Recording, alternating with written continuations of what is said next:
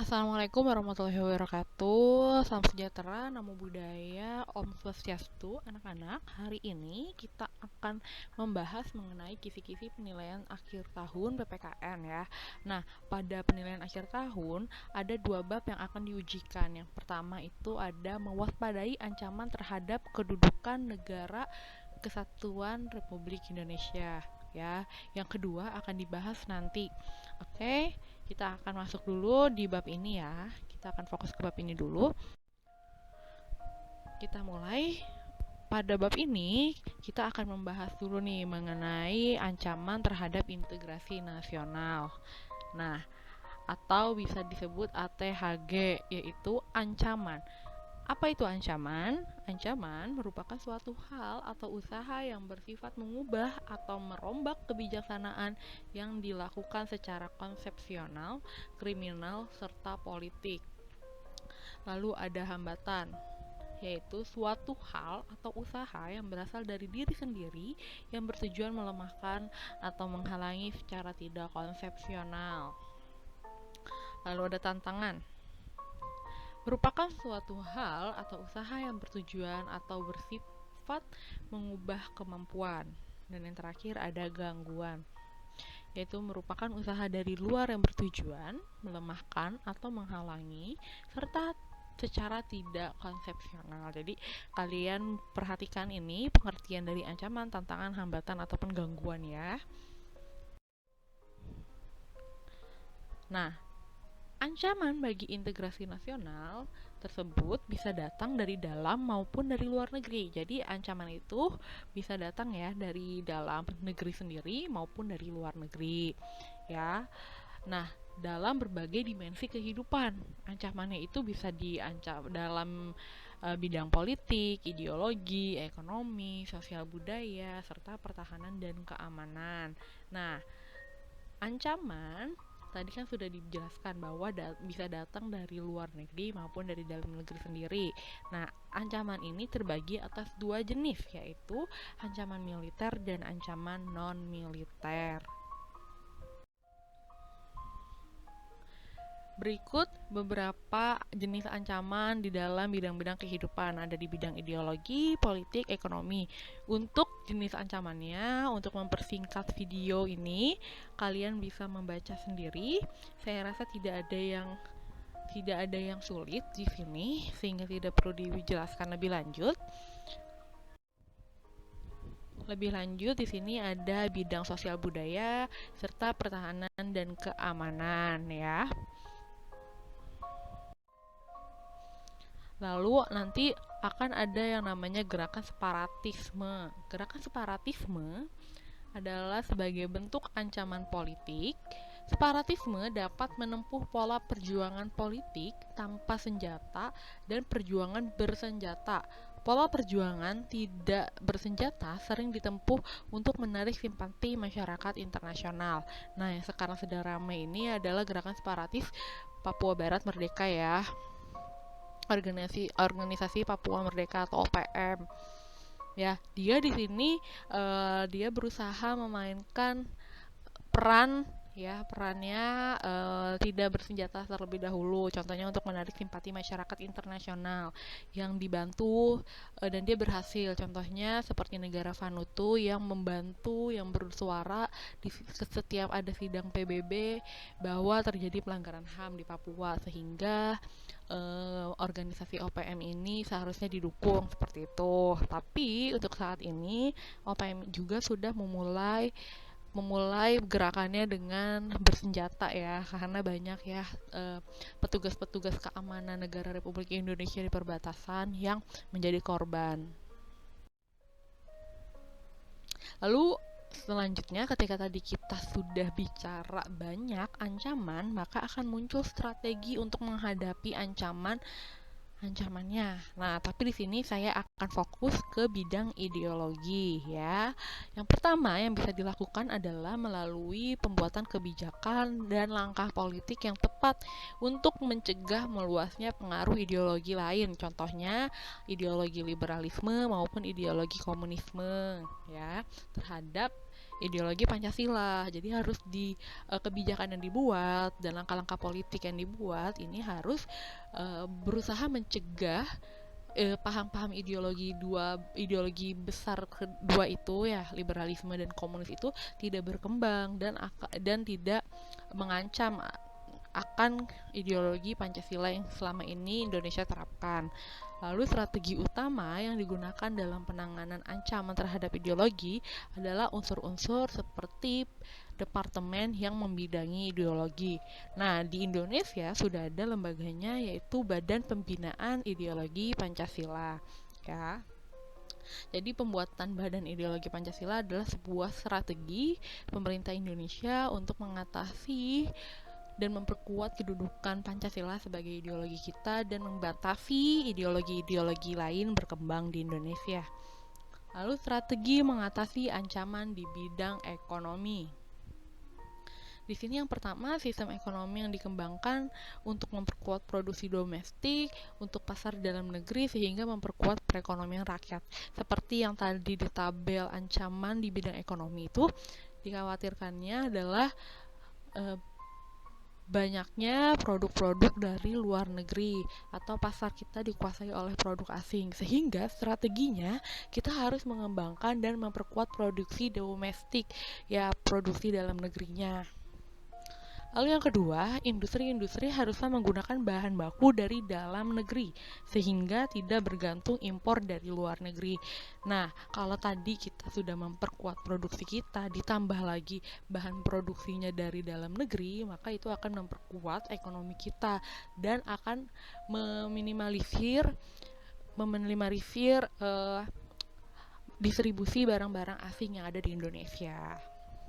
Lalu mengembangkan usaha kecil, mikro, menengah, dan koperasi. Jadi usaha-usaha milik rakyat harus didukung oleh pemerintah. Lalu di sini ada lagi strategi mengatasi ancaman bidang pertahanan dan keamanan. Yang pertama, apabila ancaman berbentuk agresi terhadap keutuhan NKRI, maka menggunakan mode pertahanan berlapis.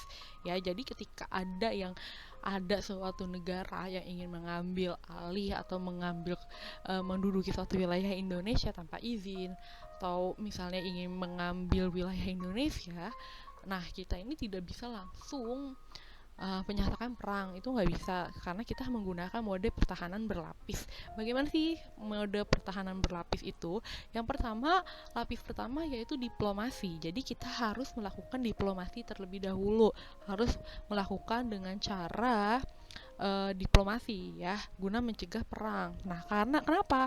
Kalau tiba-tiba perang, maka dikhawatirkan akan banyak korban dari masyarakat sipil ya, didukung dengan perlawanan tidak bersenjata dan menyiagakan kekuatan militer. Jadi selama kita melakukan diplomasi, kita juga sudah bersiap-siap nih untuk melakukan kekuatan militer. Jadi ketika nanti diplomasinya gagal, maka baru bisalah kita ambil jalur kekuatan militer ya. Jika jalur diplomasi tidak bisa mengatasi, maka kekuatan TNI menjadi pilihan terakhir. Jadi untuk perang, untuk senjata ya, itu tuh nggak bisa langsung ya kalau di strategi Indonesia. Nah, menurut pasal 30 ayat 1 sampai 5 Undang-Undang Dasar Negara Republik Indonesia tahun 1945 menyatakan strategi pertahanan dan keamanan, yaitu usaha pertahanan dan keamanan negara Indonesia merupakan tanggung jawab seluruh warga negara Indonesia. Dengan kata lain, pertahanan dan keamanan negara tidak hanya menjadi tanggung jawab TNI dan Polri saja.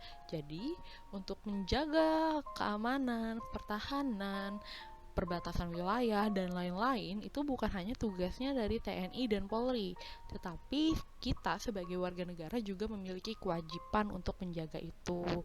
Ya, jadi siapa sih yang menjaga pertahanan dan keamanan?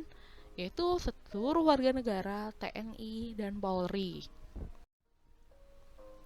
Oke, selanjutnya kita akan masuk ke bab yang kedua, yaitu memperkukuh persatuan dan kesatuan Negara Kesatuan Republik Indonesia. Nah, Untuk memahami apa itu persatuan dan kesatuan lebih lanjut, kita harus paham dulu nih maknanya. Di sini saya hanya akan membacakan dua ya. Yang pertama ada persatuan, yaitu bersatunya macam-macam corak yang beraneka ragam menjadi satu kebulatan yang utuh dan serasi. Nah, di sini apa yang dimaksud dengan corak? Nah, coraknya di sini adalah budaya, warna kulit, agama, atau apapun ya yang berbeda di Indonesia ini ya, yang beragam. Nah, ya kan, yang beraneka ragam menjadi satu kebulatan yang utuh. Itu adalah persatuan. Nah, ketika kita sudah mencapai persatuan, maka akan terciptanya kesatuan. Kesatuan merupakan hasil dari persatuan yang telah menjadi utuh. Selanjutnya di sini ada bangsa. Saya rasa untuk bangsa, integrasi nasional, lalu nasionalisme dan patriotisme ini kalian bisa baca sendiri karena tidak ada kalimat-kalimat yang membingungkan. Lalu saya hanya akan fokus ke persatuan kesatuan ya. Lanjut. Nah, latar belakang bersatunya bangsa Indonesia ini didorong oleh kemauan yang sadar dan penuh tanggung jawab untuk mencapai kehidupan bangsa yang bebas dalam suatu wadah negara yang merdeka, berdaulat, adil, dan makmur. Ya, jadi kenapa sih bangsa Indonesia ini bersatu? Ya karena kita mempunyai dorongan dan kemauan yang sangat besar, dan kita mempunyai tanggung jawab ya untuk mencapai kehidupan bangsa yang kita cita-citakan selama ini, karena kan kita selama dijajah. Nah, selama dijajah itu kita tuh pengen diri kita tuh merdeka, kita ingin berdaulat, kita ingin adil dan makmur ya. Nah, persatuan bangsa perlu terus dibina. Terbinanya persatuan bangsa akan melahirkan kesatuan bangsa. Apa itu kesatuan bangsa? Ya, ini kondisi yang utuh dan memperlihatkan adanya keamanan, kesentosaan, dan kejayaan. Manakala kesatuan bangsa tercipta, maka kehidupan bangsa akan aman, sentosa, dan jaya. Kenapa sih akan aman? Ya karena kan kita sudah bebas dari penjajah gitu, dan kita bersatu, tidak ada konflik antar golongan gitu. Itu yang namanya disebut kesatuan bangsa. Lanjut, pada tanggal 27 sampai 28 Oktober 1928, kita di sini sudah terciptalah ya keinginan besar kita untuk bersatu, terutama di para pemuda Indonesia ya, yang dilangsungkan di Kongres Pemuda II di Jakarta yang menghasilkan Sumpah Pemuda. Ayo, apa itu Sumpah Pemuda isinya ya? Saya rasa kalian sudah bisa menjawabnya. Nah, lalu kenapa sih kita harus susah-susah? Kan Indonesia beragam, kenapa sih kita harus bersatu? Apa pentingnya persatuan? Kalau kita bicara tentang persatuan, maka kita juga akan bicara tentang sejarah negara kita ya. Sejarah mengajarkan betapa pentingnya persatuan dan kesatuan itu.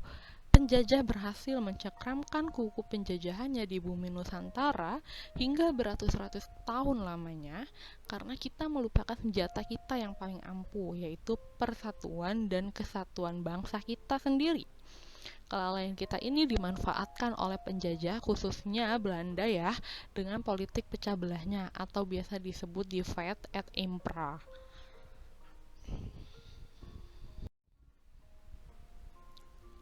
Lanjut, kita akan bicara tentang wawasan Nusantara. Nah, di sini kita akan bicara secara etimologis atau dari asal kata. Yang pertama ada wawasan. Apa itu wawasan? Wawasan berasal dari kata wawas dalam bahasa Jawa yang artinya adalah pandangan, tinjauan, dan penglihatan indrawi. Sedangkan Nusantara berasal dari kata nusa, yaitu pulau atau kesatuan kepulauan, dan antara yang artinya letak antara dua unsur, yang artinya kalau bisa kita bicara lebih lanjut, Nusantara adalah kesatuan kepulauan yang terletak di antara dua benua, yaitu Asia dan Australia, serta dua samudra, yaitu Hindia dan Pasifik ya. Lalu kita akan bicara tentang integrasi nasional. Nah, untuk mencapai integrasi nasional ya kita perlu atau ada alat pemersatu bangsa kita. Yang pertama ini ada dasar negara. Jadi kita ini sebagai bangsa disatukan oleh dasar negara yang sama, yaitu Pancasila. Orang Aceh, orang Kudus, orang orang Minang, orang Dayak itu ya semuanya adalah orang Indonesia. Yang dasar negaranya adalah Pancasila. Lalu yang kedua bendera Indonesia. Ya, jadi orang yang tinggal di Papua, yang tinggal di Aceh, yang tinggal di Kalimantan, ya itu benderanya sama, yaitu bendera Indonesia merah putih. Lalu bahasa Indonesia ya, walaupun misalnya di Aceh menggunakan bahasa daerah, di Padang menggunakan bahasa daerahnya, lalu di Jawa menggunakan bahasa daerah. Nah, kita ini disatukan oleh bahasa Indonesia. Coba bayangkan ketika ada dua orang yang bicara, yang satu bicara bahasa Jawa dan yang satu lagi bicara bahasa Padang misalnya, apakah dia akan nyatu? Ya itu kan tidak, makanya disatukanlah oleh bahasa Indonesia. Lalu ada lambang burung Garuda, lalu lagu kebangsaan kita yaitu Indonesia Raya, dan yang terakhir ada lagu-lagu perjuangan. Nah, kenapa di sini lagu-lagu perjuangan dimasukkan, Bu? Karena sebelum kita merdeka ini untuk menghibur diri gitu ya, untuk menciptakan semangat perjuangan, semangat persatuan ya, banyak yang menciptakan lagu-lagu perjuangan, contohnya Bandung Lautan Api, lalu Satu Nusa Satu Bangsa. Di situ kan Satu Nusa Satu Bangsa itu menjiwai ya, atau menyiratkan bahwa kita ini satu nusa, kita ini satu bangsa. Nah, itu menimbulkanlah semangat persatuan bangsa. Lalu kita akan bicara, tadi kan kita bicara bahwa Indonesia adalah sebuah negara kesatuan ya, negara kepulauan yang berbentuk kesatuan. Nah, di sini ternyata di dalam perjalanan Undang-Undang Dasar negara kita ini pernah berubah loh. Yang tadinya kesatuan pernah berubah menjadi negara serikat ya, yaitu pada saat berlakunya Konstitusi RIS ya, atau Konstitusi Republik Indonesia Serikat tahun 1949. Nah, kalau kalian cermati, ada 5 undang-undang yang berlaku, undang-undang dasar ya, konstitusi yang berlaku, dan 4 diantaranya adalah negara kesatuan. Hanya pada tahun 1949 kita berubah menjadi negara serikat ya. Nah, ini nih pengertian negara serikat. Untuk memsingkat videonya kalian bisa baca. Selanjutnya, berdasarkan sejarah tersebut, maka untuk menghindari perubahan bentuk negara lagi ya, kita di dalam perubahan Undang-Undang Dasar Negara Republik Indonesia 1945 menegaskan tetap mempertahankan bentuk negara kesatuan Republik Indonesia. Jadi kita tidak bisa lagi diubah sebagai, entah itu sebagai negara serikat, federal itu ya, atau federal itu, kita tidak bisa lagi. Kenapa? Karena konstitusi kita, Undang-Undang Dasar, sudah mengamanatkan di pasal 1 ayat 1, negara Indonesia adalah negara kesatuan yang berbentuk republik. Lalu di pasal 25A, negara kesatuan Republik Indonesia adalah sebuah negara kepulauan yang berciri Nusantara dengan wilayah dan batas-batas dan hak-haknya ditetapkan oleh undang-undang. Lebih lanjut, di pasal 37 ayat 5, khusus mengenai bentuk negara kesatuan Republik Indonesia tidak dapat diubah. Ya, jadi jelas ya bahwa konstitusi kita mengamanatkan bentuk negara kita itu kesatuan ya, tidak bisa diganti, tidak bisa diubah, tidak bisa digoyangkan lagi kesatuan ini ya. Nah, itulah tadi kisi-kisi penilaian akhir tahun. Terima kasih sudah menyimak sampai akhir. Ibu doakan, ibu berharap, dan ibu yakin kalian bisa mendapatkan nilai yang baik sesuai dengan usaha kalian. Tetap utamakan kejujuran, semangat PLT-nya kalian bisa, kalian hebat. Wassalamualaikum warahmatullahi wabarakatuh. Dadah.